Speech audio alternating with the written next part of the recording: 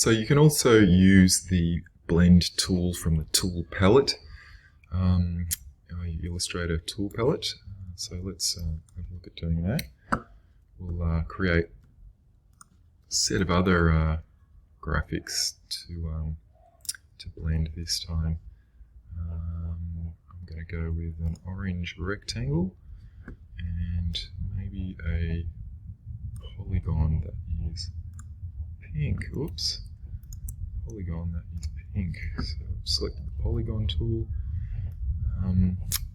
While you've got the polygon tool, while you're clicking and dragging on the polygon tool, you can use the up and down arrows to change the amount of sides your polygon has. I'm going to go with something like that and reposition it above the orange square, maybe resize it, just holding down the Option Shift key to constrain the polygon and transform it from its center point.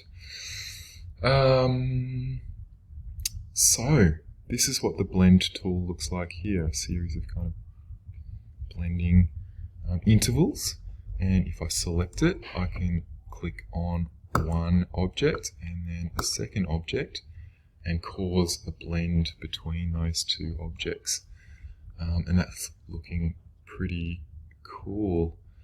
I can remember that our blends are editable, so I can be moving around my individual objects.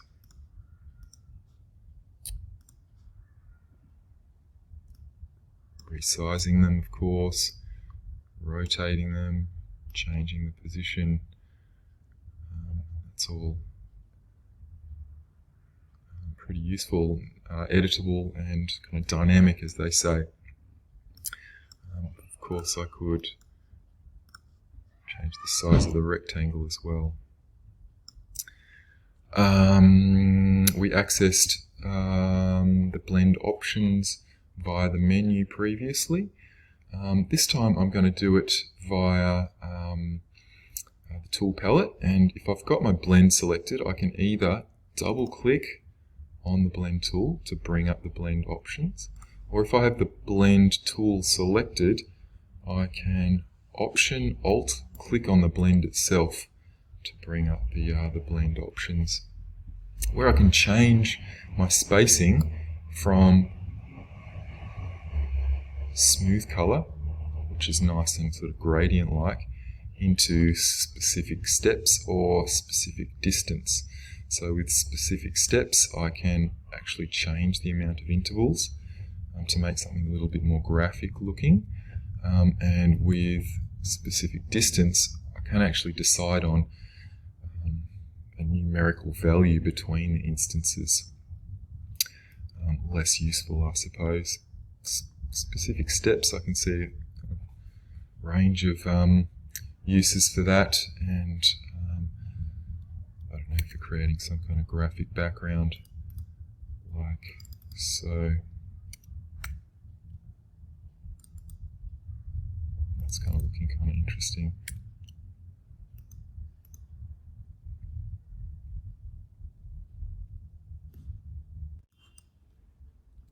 Let's just look at the final option in the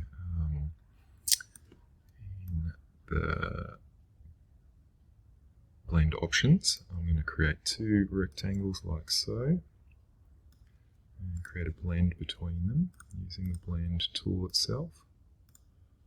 And then option clicking, first of all I want to create like a bit of an arc in the spine. So we'll do something like, I don't know, something like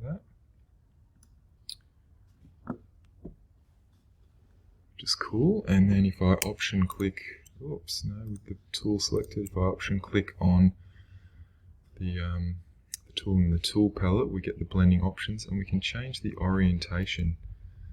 So I can kind of tilt those objects so that they're in line with the spline itself.